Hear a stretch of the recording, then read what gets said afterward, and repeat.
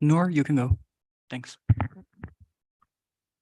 Distinguished guests, honorable chairs, fellow delegates, ladies and gentlemen, good morning and welcome to Global Model United Nations. Global Model United Nations is a student-organized conference that started as a vision 4 years ago. Through the Memorandum of Understanding between the Public Universities of Rome and IFAD, the event came to fruition, and today we are glad to be opening the 4th edition of Global Model United Nations. With equal access to opportunity being our main goal, over the years, GMUN has reached out to over 1,450 students from all around the world. Across countries and continents, GMUN brings together young people to find comprehensive solutions for today's greatest challenges. And while we live in a time of great challenges, we also live in a time of great opportunities. Acknowledging the opportunities we have, we should also acknowledge that these opportunities are not universal. Destructive wars, the consequences of climate change, and prejudice are closing doors for many people around the world. With almost 46% of the world's population being under 25, we, young people, have enormous potential to create positive impact.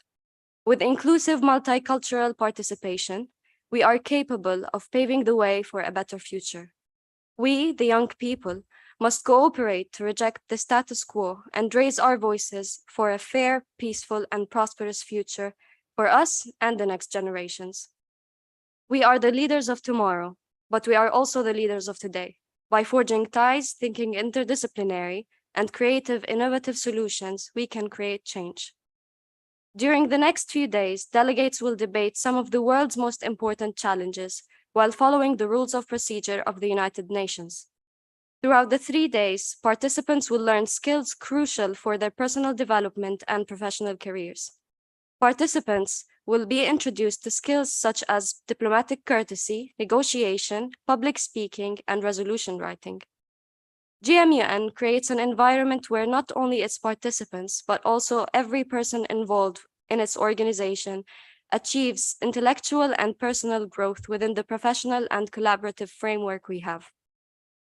We are honored to welcome all of you to this year's GMUN conference, and we hope that throughout the event, you will get to expand your horizons and by being exposed to new ideas, wider perspectives, and multicultural dialogue. Thank you, everyone. So for today, we have 3 distinguished guests. First, we are going to start with Helen Papper, and then we will have Professor Luca Salvatici from the University of Roma Tre, and then we will have Professor Sara Savastano. So starting with the first speaker of today, our guest Helen Papper is the director of IFAD's Global Communications and Advocacy Division, which is responsible for IFAD's global and internal and external engagement and positioning, communications, and advocacy strategies and operations. Before joining IFAD, Papper was the director of the United Nations Information Center for Colombia, Ecuador, and Venezuela. She previously worked in peacekeeping missions for the United Nations in Mali, Sudan, South Sudan, and Haiti, where she developed radio stations to support electoral and peace implementation processes, ensuring protected spaces for women and youth. I pass the floor to you, our distinguished guest, Helen Papper. Thank you very much, and I hope you hear me well. It was really important for me to join, although I am actually away on leave. You might see that I'm not in my usual attire for work, but it was really much too important for me to just come and say hello and how much I am proud of each and every one of you. The youth and the work that you are doing being part of this global model UN community touches me particularly. As you may know, I started off my career, my thinking, my processes by joining Model United Nations many, many, many years ago. And so that's why it's so unique for me to be with you today. Maybe I'll start a little bit with speaking about what I've been asked to speak, is it how I moved from what drove me to participate in Model UN, and then what drove me down my career path. I grew up traveling from very, very early on. I am French, but I was born in Spain. I grew up in the States, and then I traveled quite a bit.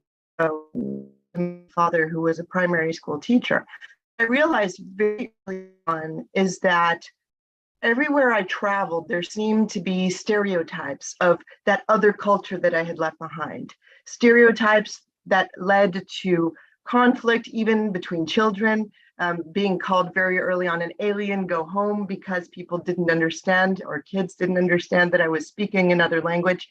And so very early on, I realized that our world was marred with issues that had to that were linked with access to proper information, that were linked with access to education, that lack of information, lack of education, stereotypes, preconceived ideas, rumors actually led to the fear of the unknown. What you don't know, you tend to fear. And what you tend to fear means that it actually gets to the root of your survival. In the end, what moves each and every one of us is the ambition to survive ourselves, and then to survive and to protect our families, and then to survive as a community, and then to survive as a world. And so that's a lot of layers that you have to go through.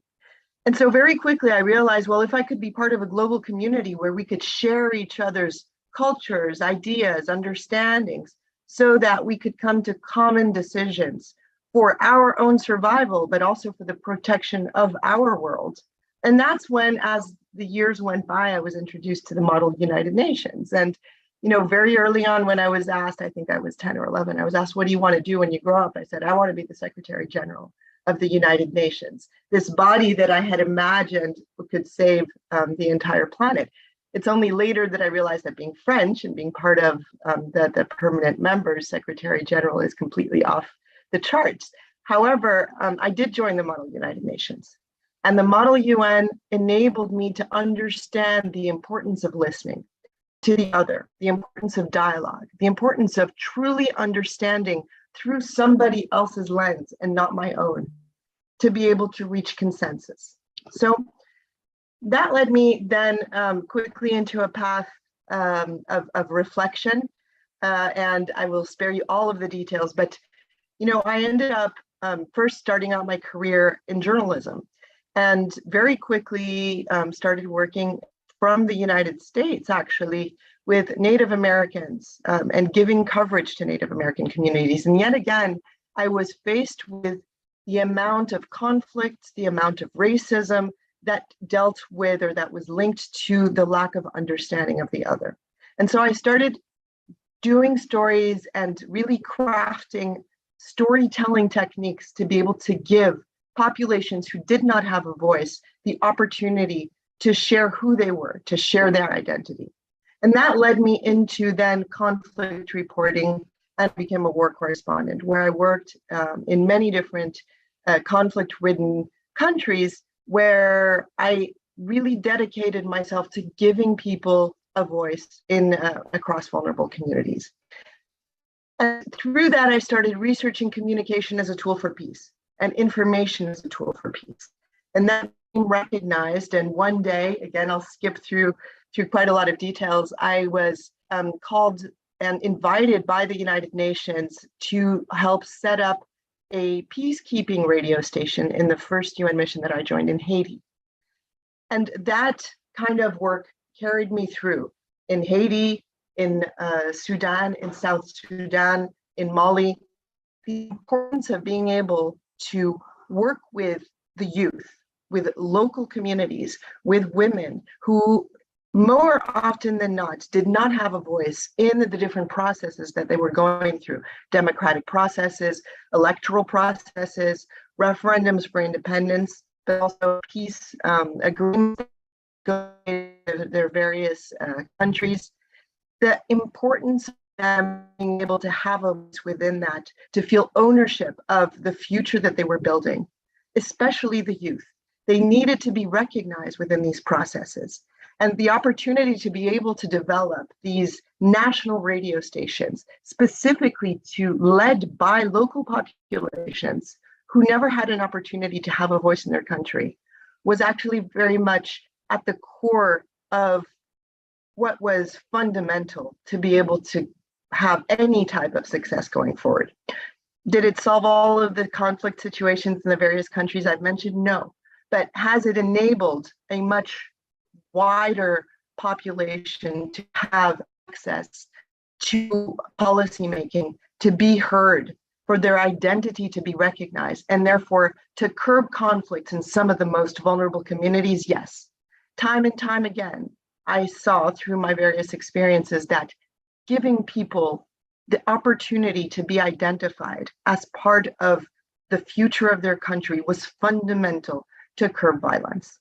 And that is what we continue to do today across the United Nations. If you recall, UN 75 was about going back to local solutions, local dialogues, these local dialogues that were absolutely fundamental, because the diplomatic community on the 75th birthday of the United Nations realized that as much as we had moved forward in terms of diplomacy at the higher decision-making level, in terms of being able to exchange and possibly find common consensus at decision-making levels, there was one thing that was lacking for this to be sustainable, for us to be on a path for sustainable development, sustainable peace and security.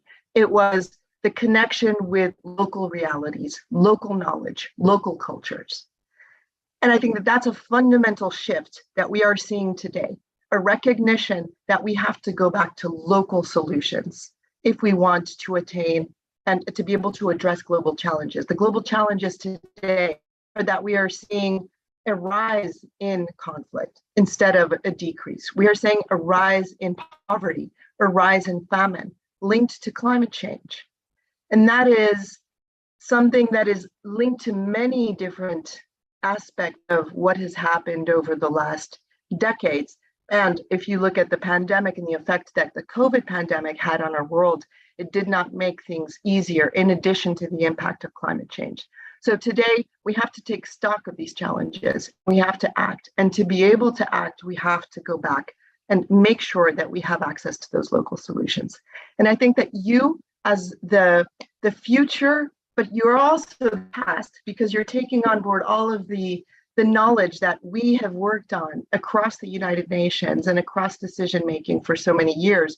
So you are the past of what we are speaking about, but you are also the present and you are the future. And that is why it's so important for you to understand and to get that global picture. I want to go to now a little bit more about what we do here at IFAD, because as I moved forward and as I worked from peace and security to then development in my position before entering IFAD in Colombia to accompany the peace process there, I saw the importance throughout all of the different countries that I worked of the connection between rural and urban, but especially the importance of bringing rural development and rural communities into the global circular economy, but also into the global circular mind. It is extremely important to realize that we are the fruit and the capacity, we are alive and surviving thanks to rural areas. The people who work day in and day night to feed us, to feed our planet, the people behind our plate. And they must be recognized and they must have a voice, and their reality is our reality. The world has been battered over the past 2 years by pandemic, we talked about that, but also by wildfires, floods, droughts linked to climate change, and by this widening food and energy crisis caused most recently by the war in Ukraine. And as a global community, we've struggled to respond, to protect economies, jobs, most of all people. Our response has frankly been uneven, sometimes resolute and coordinated, and other times not. A lot of it has to do with the fact that we're struggling create that inclusion.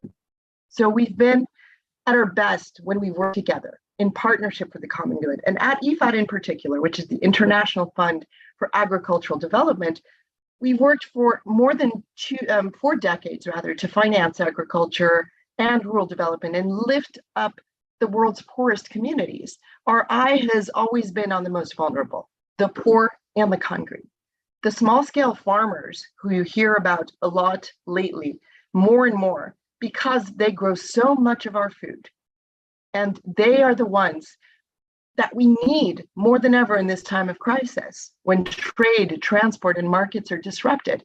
The current spike in hunger, malnutrition, poverty is a warning to us all. So, of course, we must act quickly to relieve current suffering and provide relief. And at the same time, we have to invest in recovery and resilience for a more sustainable future. Climate change is an existential threat, not tomorrow, but now. And we are all part of this. And I know that as youth working and thinking about this through the work that you're doing at Model United Nations, you are actually thinking outside of the box. You are looking at this and looking at what are the things that we can concretely do to move the needle. The crisis we face today shows how important it is to fully integrate emergency response, resilience building. Food systems are failing people, economies, and planet. And hunger will increasingly fuel instability, conflict, migration, unless we change how our food systems function and how they're financed. And the cost of transforming our food systems from farm through food processing, storage, and transport is estimated at around $300 to $400 billion a year until 2030. So that may sound a lot to you, right? But it's actually less than 0.5% of the global GDP. So it's also much less than annual agricultural subsidies. And it's just a fraction of the 10 trillion market value of the world's food systems. So currently, small farms receive less than 2% of global climate finance through what they produce, through the fact that they produce a third of the food. And so let's not just talk about more investment, but the right investment. If resources are so scarce, why do we spend billions on the wrong things? At a time when governments are struggling to stave off disaster, it may seem unrealistic to propose a new and visionary rethinking of how we approach development finance. But if not now, with long-term investment, starting with the world's poorest and most vulnerable, we will be scraping public coffers to address one disaster after another until there's nothing left. So it's not just about public finance. We need global partnerships that bring together governments, the private sector, development banks, UN agencies, and poor rural people themselves. So IFAD is working on that. It's working on being an assembler of development finance targeted at the poorest people. Keep in mind that each dollar of core contributions to IFAD delivers $6 to $8 of investment through co-financing and partnerships. And keep in mind that it is together and with you, the youth, as actors of change as well, that we can turn things around. We will also continue to advocate strongly for more climate financing for the poor and vulnerable, because climate change is the biggest long-term threat to food systems in our planet. And that's actually one of the calls to action we are about to bring now to COP27. And you may think, and many people will be criticizing these big summits such as COP to say, well, what is the effect that they really have? But it does enable us to be able to share information, to be able to meet others and innovative solutions. And hopefully COP, as it moves forward and shapes itself year after year, will become more and more linked also to giving an opportunity for innovative solutions to be showcased. We have to start looking at what leaderships are speaking about and the types of commitments they're making, but we also have to start looking at what kind of solutions we can share to be able to strengthen our world and find solutions going forward. So we look forward to working with stakeholders, decision makers, civil society, the private sector, and the youth, and on innovative ways to address the global challenges we face today. It's absolutely possible to feed everyone in the world, even at this time of multiple crises. Adaptive techniques and technology exist. So I'm going to give you just a few examples, just one example. Actually, we've seen how simply replanting native grasses along rivers and ponds can improve climate resilience by creating breeding sites for fish and feed for domestic animals. And so with more fish to eat and better milk yields from livestock, communities can increase their income and improve nutrition. I could go on and on with examples, but I think you get the point. I think that we have to go back to the roots of what we need to survive in the respect and the dignification of each and every culture, each and every identity. We must make sure that this drives our thinking and decision making. It is not because something seems normal and logical to you that it may seem normal and logical to the person you are speaking to. We have to take the time to listen to each other, to make sure we have what we need to live. And let's start with food, because food security is national security. And until we improve local food production and value chain, we will pay an even higher price in never-ending emergency assistance. And I'm sure that together we can do this. Global Model United Nations and the work that you're doing today is fundamental for the work we will all be doing tomorrow. So I'm going to leave you at this. I hope you have a wonderful 3-day conference. I wish I was there with you, that I could meet you, but of course, I'm always available for any questions you may have. Thank you very much and have a wonderful time.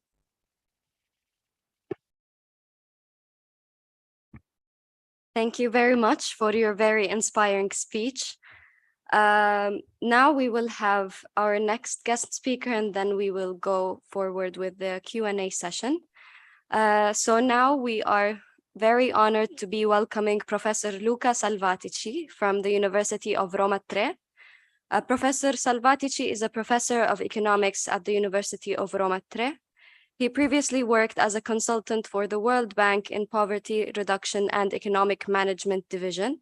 He also worked with the Food and Agricultural Organization of the UN, FAO, as a consultant to assess economic situation and poverty reduction. So please welcome with me Professor Luca Salvatici to the floor. I give you the floor. Thank you. Thanks, and let me start thanking all the participants for having joined this program, and IFAD for the organization. I think that after the eloquent words from Ellen, there is no need to emphasize why do we need international cooperation. However, we are all aware that the actual system is not perfect. Far from it. We may adapt a famous quote that the United Nations is the worst possible form of international cooperation, except for all the others.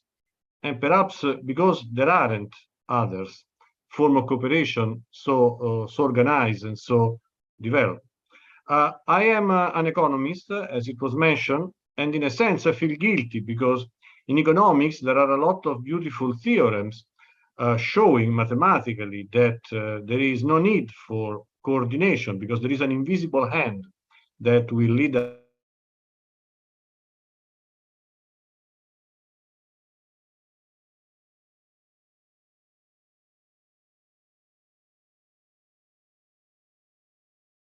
to the most efficient and satisfactory to achieve the cooperation and coordination that we need for all the enormous problems that we presently face.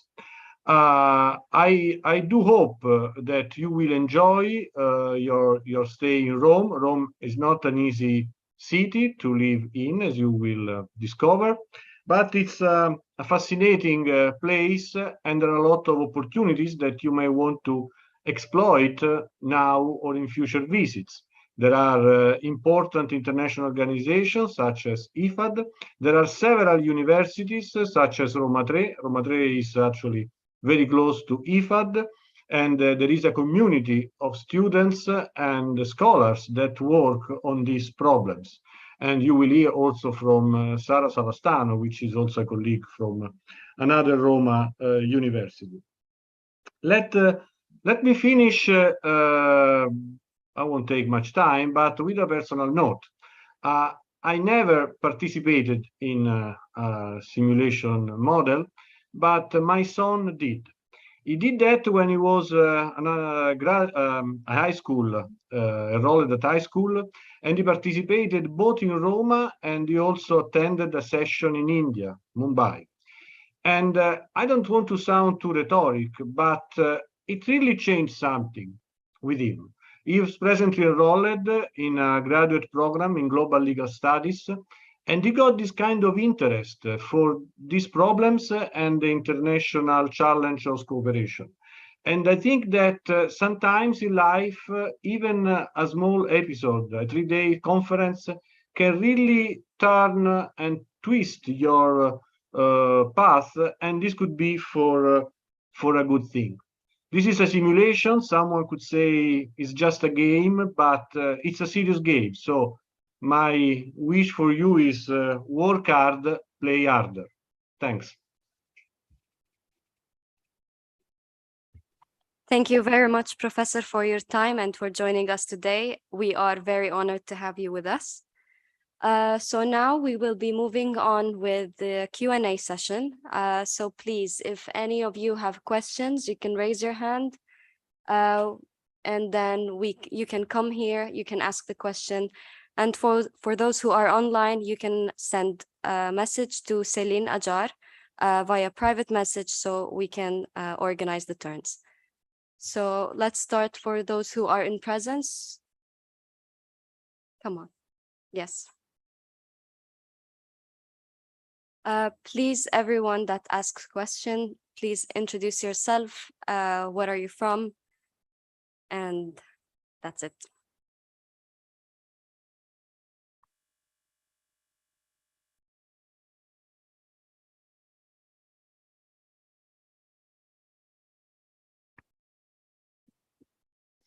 Good morning, I'm Swami Guerra and I'm from Italy. And I wanted to ask a question regarding the participation of local community, which is an issue that I seriously consider, and I think it's a very important issue to consider in our world.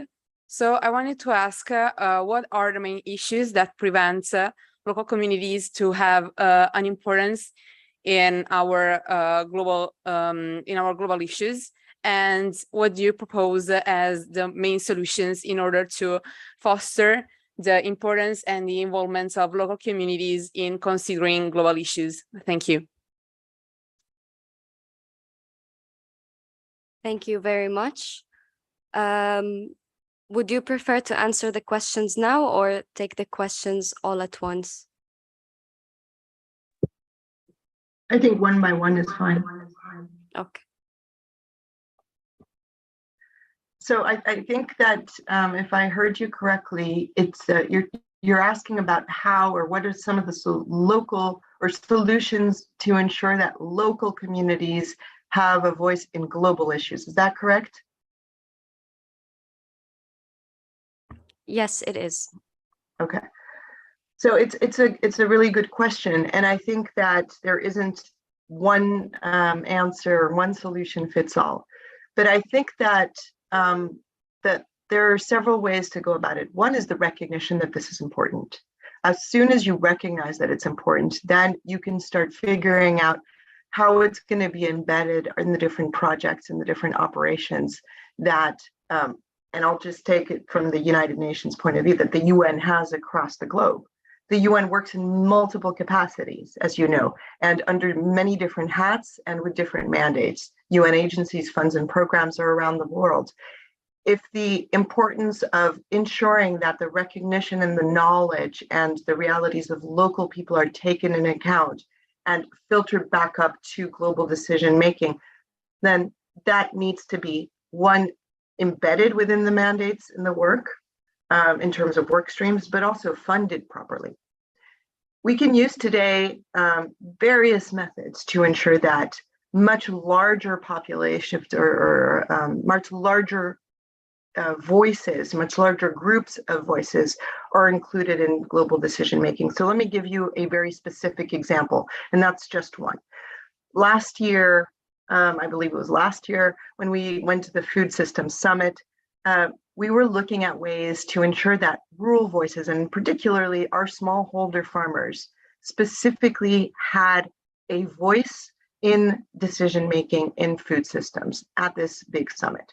And so we looked at how we were going to reach these communities who are extremely vulnerable and in very isolated communities. One of the communication opportunities that we have to be able to engage in dialogue is radio. And you may say radio, that's like old, that's old, it's over. But actually radio is still the most used public information outreach tool and communication tool that the world uses. But if you couple that with digital technology and artificial intelligence and blockchain technology, you actually have the capacity to now engage with populations at a much larger scale and engage in dialogue through radio with our local farm. We partnered with Farm Radio International, and we created specific programs through community radio stations, meaning that the people who were going to engage or host the programs, they were trusted by the local farming communities. And they engaged in these programs and dialogues of what their real situation was on the ground as rural farmers. What were their challenges when it came to climate change? What were their aspirations? Were the youth actually looking to leave rural areas as quickly as possible and make it big in the city? Or were they trying to find ways to stay in their rural areas? And all of that, we had hundreds of thousands of voices that participate in these programs across 5 countries.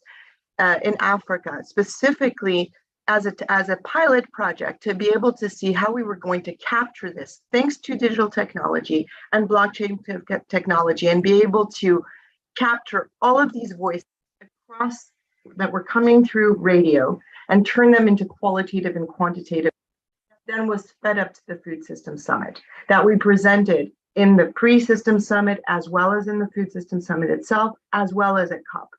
That's just one solution, but it's one solution that if you scale up and you scale out across the globe, this is an opportunity for voices to be heard. And this is not just simple surveys.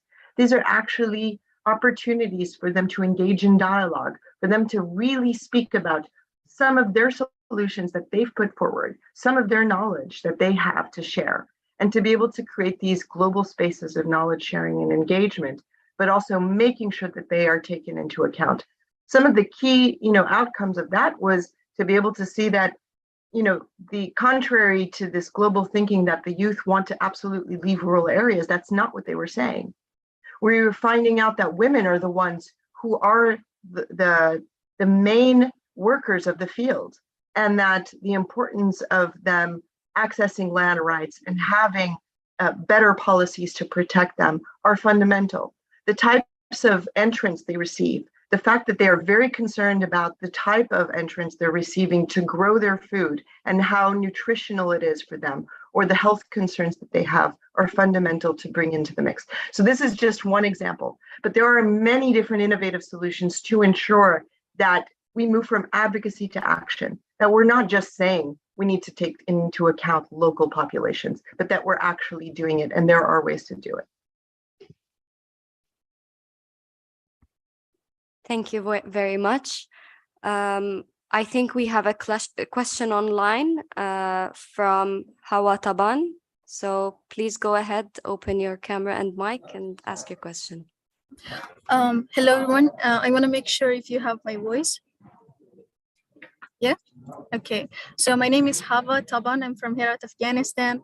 I study in American University of Central Asia, and my major is international and business law with a minor of human rights. So it was nice to hear your talks, Ms. Helene, but I have a question which is related specifically to Afghanistan situation nowadays. You mentioned during your speech, you said, so we are the young leaders, like we can make the changes and we can bring the changes. But the question is, how can I, as an Afghan young leader who has the courage to help Afghan people, especially girls within Afghanistan in this situation? There are many crises that going on in Afghanistan. Since last year, more crises, they became more difficulties, especially for women. But I want to specifically focus on educational crisis that we are facing in Afghanistan. So what, as a solution, do you suggest me, who is a young leader and who has the courage to help Afghan girls within Afghanistan, what I can do, however, I'm not inside Afghanistan? That's a very good question. And again, I'm going to say what I said for the last one. There's no one solution fits all. I think, it's tremendously difficult to see what is happening in Afghanistan, and the lack of educational access. The fact that you're outside of Afghanistan already gives you the possibility of continuing to further solutions and networks to find out how information can circulate to the global community, but also inside the country, and find out how you can continue being a voice for those who don't have a voice inside the country, to make sure that this issue does not fall off the map of global decision making. As you see with many crises and conflicts, at the time that it erupts, it gets global attention, it gets media attention, everybody's concerned about it. But unfortunately, we're in a world where, the attention span is short, but also where there are so many different crises that you move from one to the other to the other.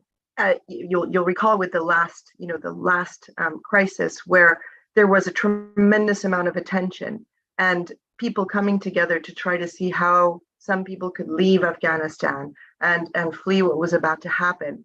And then all of a sudden it fell off the radar. I think people feel a bit powerless. And I think leaders even themselves feel a bit powerless. I think that there is an honest recognition that we have failed as a global community to be able to avoid this next step, or what is currently happening.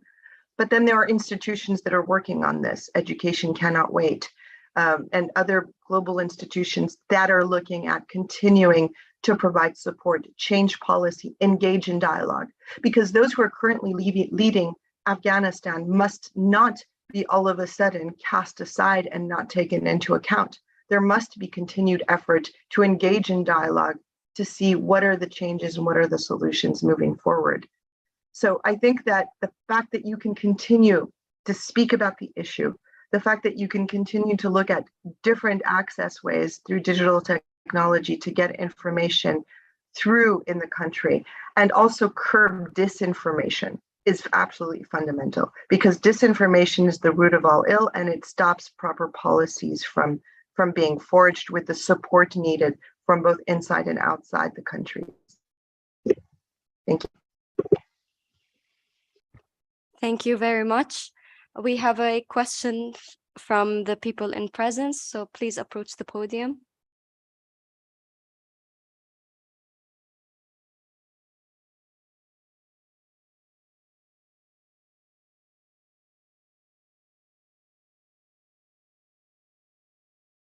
Hello, Ms. Pepper. Thank you for your beautiful speech. I had a question. You have mentioned local solutions in global resolutions. So would you be able to assume community work be as influential in conflict resolution per se, global interventionism? That's my question. Thanks. I don't think that it's either or. I think both are absolutely fundamental, but I don't think one can live without the other. I think we need to continue looking at global solutions and global intervention. Intervention is maybe not the right word, but global action within the space of conflict resolution. Diplomacy must not be cast aside, but it must reflect the local communities and local action. And at the same time, I think we have to empower and continue supporting the development of local solutions to be able to manage the work that only communities can lead forward to be able to address conflict, and curbing the instances of rising conflict, but also facing the consequences of conflict on their daily lives. And so I think that both need to work hand in hand. You can have a lot of work being done at normative levels in terms of normative policies and action taking and global realizations and global norms that are moving forward. But that's absolutely necessary, because you need the engagement of governments, because you need the engagement of global decision making and national decision making. But at the same time, you need to make sure that that doesn't just stay at the pure normative level, that it actually is brought down into reality and how that can be implemented, and people themselves are part of these new norms or these new policies. You have to look at policies when it comes to, for instance, the access and curbing the gender gap, access to equal rights in terms of the salary, in terms of the rights to land, in terms of the rights to have a voice. That has to be done at a national and international level. The application of human rights globally has to continue working at that diplomatic level. But at the same time, I think community solutions are fundamental to be able to then take that from, like we talked about, advocacy and politics into action, and to be able to use it to in their own capacity to showcase their ideas and how they can take that and turn it into a more sustained reality. I hope that was a clear, a bit confusing, but clear. Thank you very much. We have another question online from Julia Zanon. Good morning, everyone. I am Julia. I'm from Italy. I study philosophy, international and economic studies. I have a question for Helene. I wanted to know if there's any sort of study we could focus on, or a good starting point from which we can actually one day be part of UN organization. If you have any advice on this. Just to make sure I understand, you're talking about what kind of studies you could do and engage in to then one day be part of the United Nations?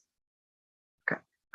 So like I said earlier, the UN is very, very wide, and it represents, basically it's a microcosm of the world in many instances, right? And so it hires people with expertise from many different arenas, from medical to legal to journalistic to political, to engineering, to logistics, to, so that I think every single sector that you work in is represented somehow across the different institutions in the UN.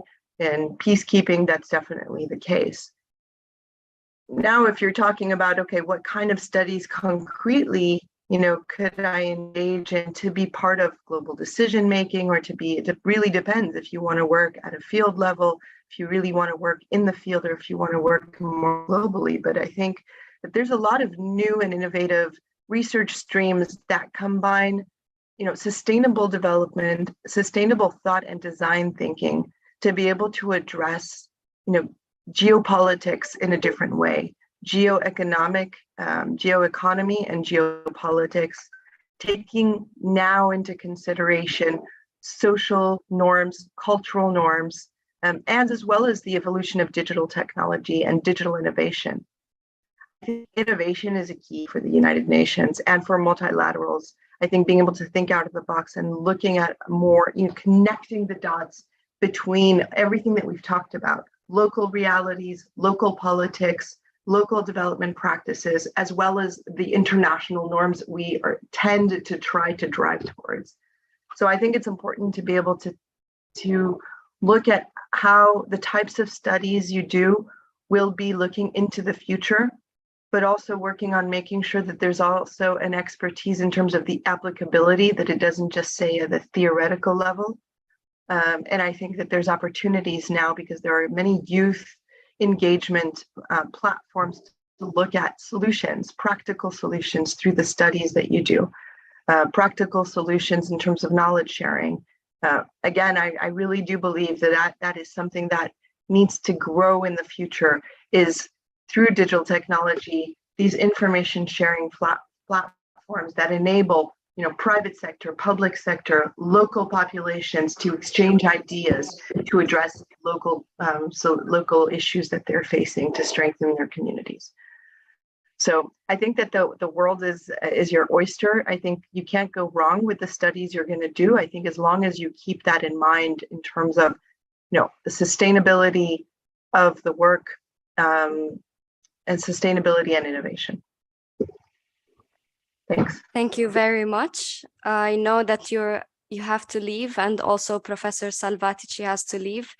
So thank you very much for joining us today. It was an honorable pleasure to have you with us. Again, thank you, and we hope to see you again with us in the next editions of GMUN. Thank you. Have a great time. Thank you. You too. Good luck. Thank you. Good. Thank you.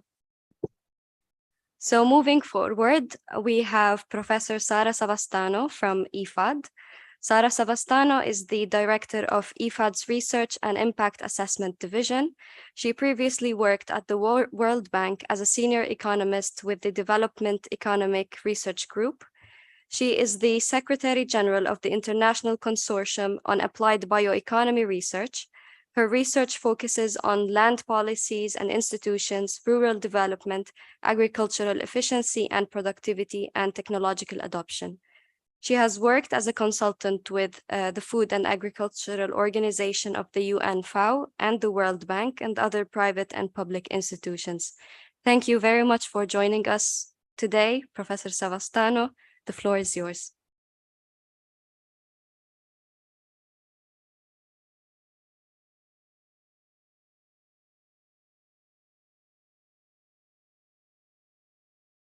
We can hear you.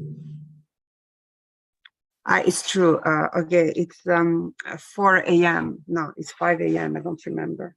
It's 5 a.m. in Bogota, and I arrived yesterday night, and I still have problem to connect. And thank you. What I was saying is I would like to thank everybody, all the students, those of this edition of the GMUN and those of the previous edition, for participating to this event, because your active participation as actors of the United Model Simulation, the Model United Nations, is extremely important to build your future. I would like to really thank Vladimir and Antonella, who have in the last 3 years worked so much to make it happen, and the representative of the University of Rome La Sapienza, Tor Vergata, and Federico Caffè, for also their hard work in co-organizing this event, which is part of the Memorandum of Understanding between IFAD and the 3 University of Rome.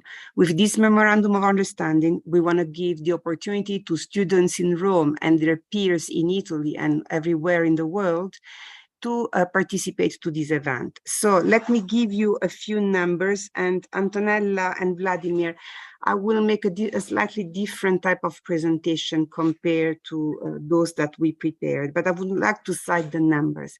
In the last 3 years, we received in total 1,450 applications. This is huge. 38% from Italy, 62% from the rest of the world. The acceptance rate has been 51%, namely 161 students. 61% are female, 38% male, and 2% others. 38% are from Italy, but only 12% are from Rome. This means that we are inclusive. We use the Memorandum of Understanding to give the opportunity to all the students in Italy and in the world. In fact, 13% of students are from Africa, 4.2% from Latin America, 29% from APR, including Oceania. 44% from Europe, and 9% from the Middle East. So let me go back to this room. I don't know how long do I have. I think a few minutes, because shortly you're going to switch to another session. So I'm gonna just share a few information on the reason of my visit to Colombia to give you an overview of what IFAD does. So IFAD is halfway between a UN agency, a United Nations agency, because it has the focus and the mandate invest in agriculture of a UN agency, but it's also an international financial institution. And therefore this peculiar characteristic of IFAD allowed the institution to give loans and grants and loans to developing countries to implement projects, loans at a very low interest rate, but also grants to developing countries. Those are money that countries can use to implement projects to improve the condition of the agriculture sector, to improve food system, and to allow food system transformation, as the United Nations Summit in 2021 recommended to. And so we finance project. What does it mean, project? It means that there are staff in the UN agency that work with governments and most importantly in the field to design projects that allow to reach food system transformation in the agriculture sector. Those projects that have to be designed have to be conducted in collaboration between different experts. This means, and one of the students was that made the question to Ellen before, has a philosophy, the international relation background. The background of all the people are needed to design a project. If you design a project, as we do in IFAD, in the agriculture sector, you may need people who are specialized in water, people who are specialized in agronomy, people who are economists who have to do the cost-benefit analysis to evaluate the feasibility of the project from a financial perspective, but also from an economic perspective. All this team of people that are different typology of staff that you today can work hard to become tomorrow, participate to this design team. And the first task of the design team is to go in the country and do the design mission, means be all together in the country, start discussion with the government, and together design a project that can meet the goals of the institution while ensuring the process of transforming food system following the policy that are implemented in the countries. This is the design stage. Then this project is brought to the board after the internal acceptance in IFAD, is brought to the board. And that's where you are representing board member of the member states. You will read this design document that today, and as it is today, because I mean, in a few hours, we're going to start meeting. It starts designed with the government, prepared by the project team, led by the project coordinator, brought to the staff in IFAD for discussion in those meetings that have strange name, OSC, DRM, and then finally discussed at the EB executive board meetings that happen a few times per year in IFAD. One of these is the one that you are simulating.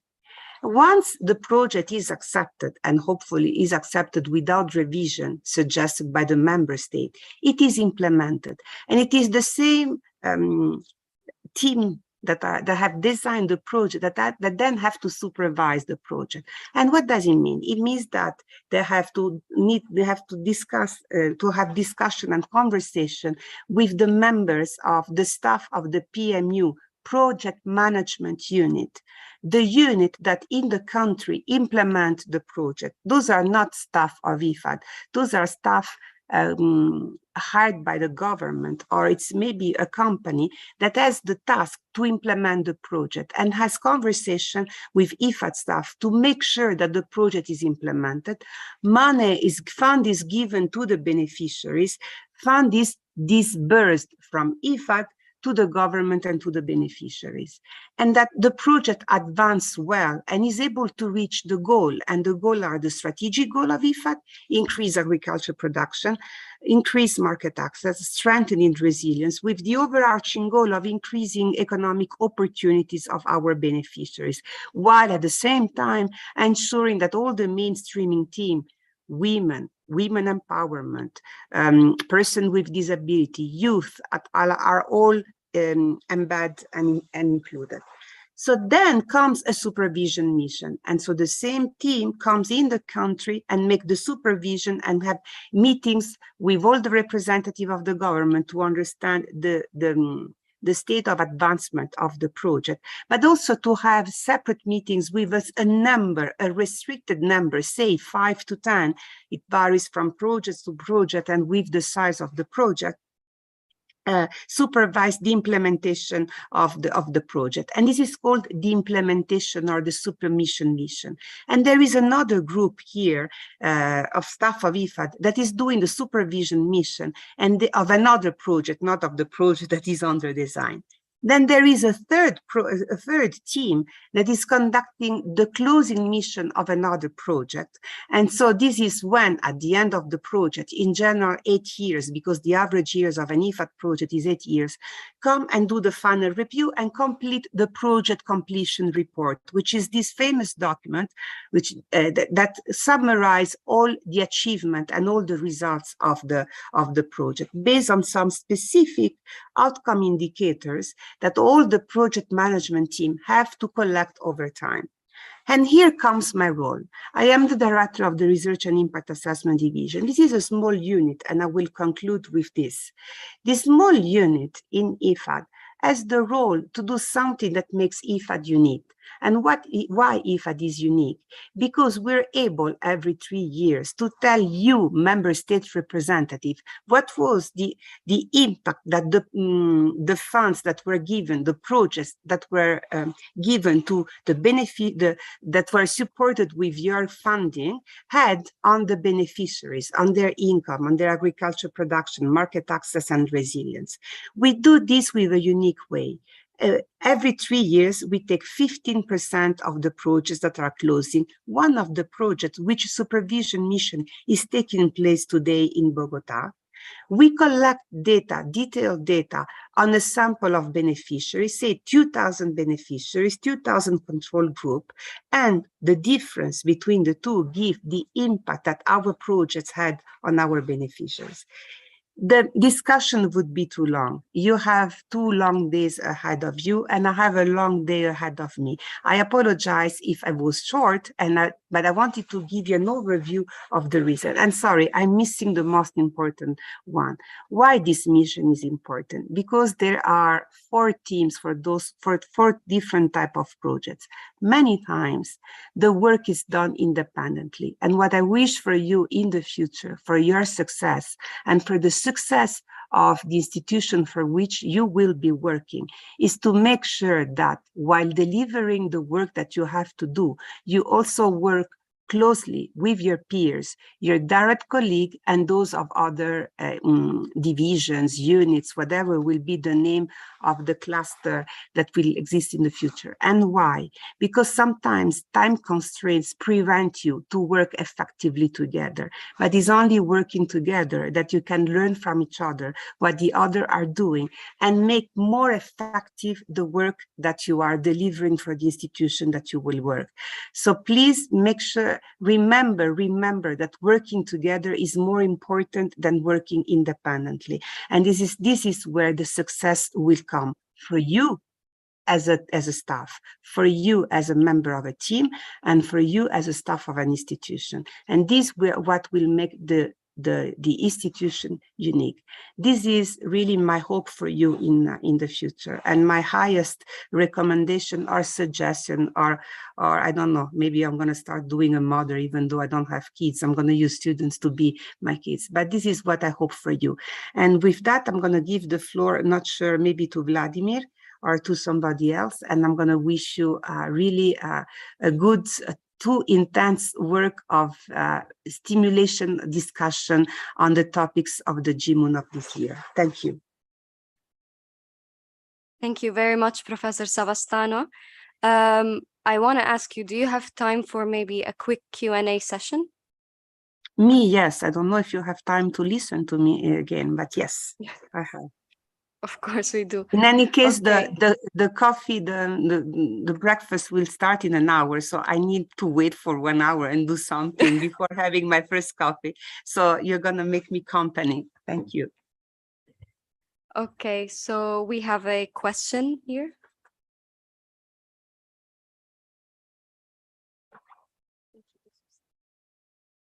Hi, thank you very much for taking time to lecture us and give us more information on this subject. My name is Ghalia.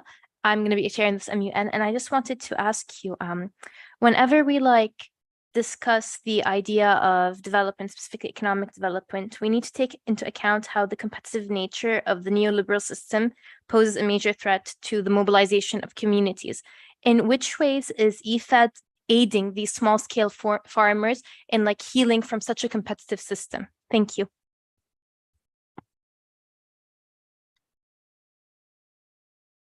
Shall I answer or immediate? Okay, question and answer. Okay. It's a difficult question because to answer properly, I should make a lecture like I used to do at the university on the history of development. But I'll try to be short, though being short and is not really one of my biggest strengths. You see, first of all, what is the concept of what is a smallholder? Is something that also today people are still questioning. In the past and around the second half of the 19th century, say in 1965, with the first theory of sand, the small farmers were the small subsistence farmers, those that were dominated and are still dominating, but not subsistence, the agriculture sector of almost 70 years ago. For some reason, some characteristic that the literature and scholars have identified, those small farmers were considered more efficient than the large one. And why? It is very simple. When you wake up in the morning, think of you today. And when you wake up in the morning and you want to have very good nutrition and nutritious and healthy, and I'm not using those two words by pure chance, food. Do you go to a large supermarket chain or do you go to a small either stand or organic place to buy healthy and nutritious fruit or vegetable? I'm not sure what is the answer. Maybe some point a person told me, if I'm in a rush, I go to the supermarket because I need to be fast. Or do you go to the local markets that more and more, not only in Italy but everywhere in the world, the farmers' market are appearing. Those are local markets that are where the supply is made by small family farmers that produce their land. And the literature has identified as two actors as the threshold to define smallholder. Therefore, you're small if you have an amount of land which is lower than 2 hectares, and you produce. So why you are more efficient? Because you can provide higher the literature says supervision costs because you can supervise better the effort that the people that you're hiring or the people of the family, the members of the family that are working on the piece of land are producing, and because you produce higher quality. Okay, so what used to be subsistence in the farm, with the transformation of the agriculture sector and the so-called food system transformation, is not anymore subsistence farming. Being a subsistence farm means that you work to barely consume the calories that you need to live. This type of smallholder in the future, and this is what IFAD does, has 2 options. Either to stay in agriculture, but if this is the case, organizations like IFAD, organizations like the World Bank, international development community, financial community, and also donors have to help those smallholders to increase their financial capacity, but also to improve their access to technology in order to increase agriculture productivity and be productive and competitive.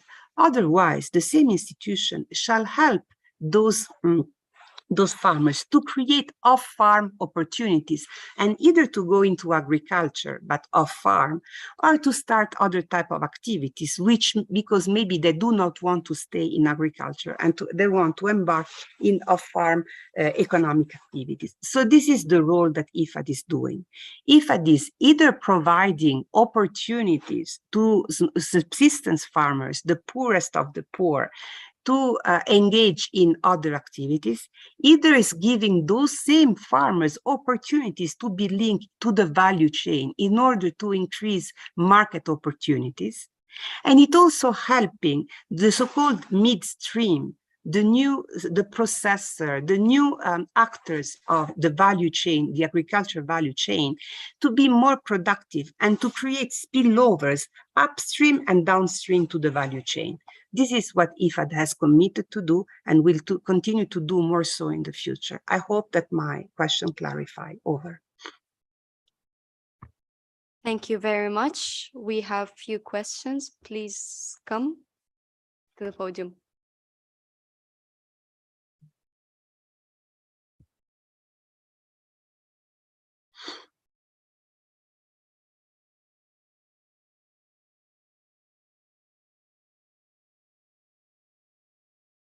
Good morning, I'm Valerio Terrasi, I'm from Rome. And since talking about, of course, issues with the agricultural sector, we're also talking about climate change. I wanted to ask to the speaker, what are the projects that IFAD is currently working on there in Latin America regarding the impact of climate change on agriculture? Thank you in advance. Yes, thank you for your question. Climate change is a very difficult topic to address, and it requires a long time to really be able to produce a change. IFAD has embarked in a number of projects and activities. Most of them include component of mitigation and adaptation to climate change. Adaptation, what does adaptation mean? Adaptation means give means to the smallholders to ensure that they have a stronger ability to recover versus climatic and non-climatic shocks. There can be different type of shocks that happens in the world. There can be, cyclical shocks, but also acute shocks. So what you have to make sure, but the objective of IFAD is to finance projects that can ensure short-term response, but also ensure long-term, facing long-term, ensuring that there is a long-term recovery from the shocks. What are the type of projects that we finance? Either some form of adaptation to climate change, and those are new technologies, improved variety that are more resistant to shocks. Those are only example of projects that we finance, and also projects that ensure mitigation. And these are the typical projects of the GCF, Green Climate Fund, with which we have partnered, and we implement mainly projects in Latin America. Thank you very much. We have another question. If you don't mind, we'll take 2 more questions and then we can leave. Is it okay? Yeah, sure. I'm here. Okay, perfect. Please approach the podium. Sorry, I missed completely the part of resilience. So this is no more sorry, but I think I must apologize. All the projects that we finance in the climate change are mainly related to resilience. We support resilience of farmers, improve resilience of farmers. Those are the bulk of our projects to fight against climate change.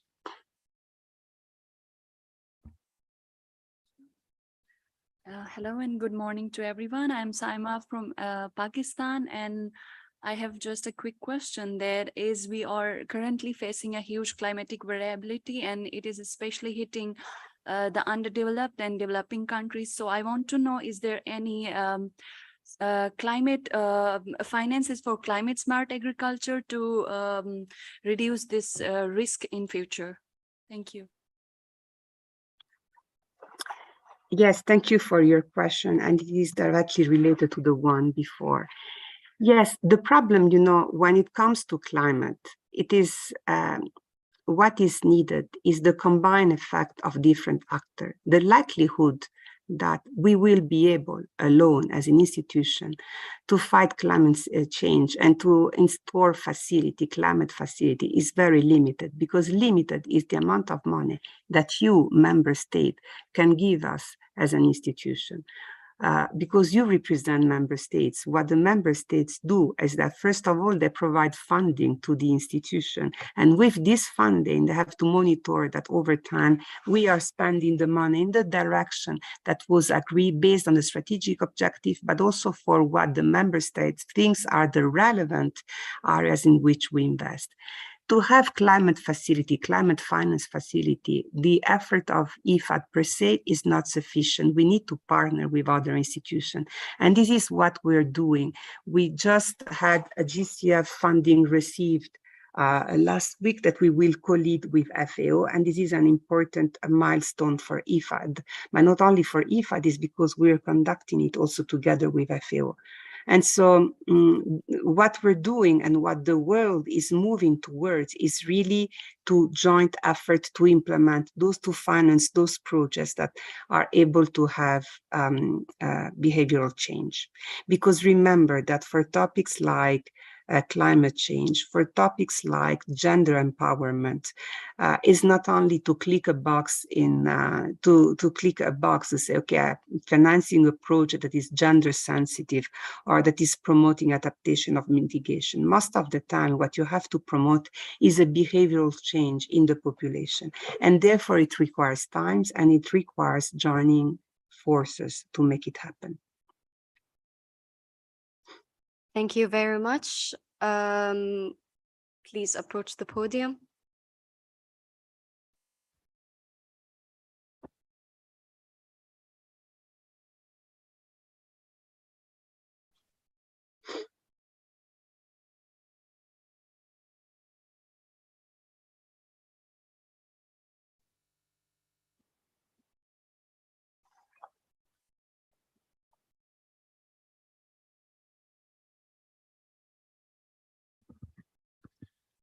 Good morning, I'm Emanuele Capitini. I wanted to ask, I'm from Rome.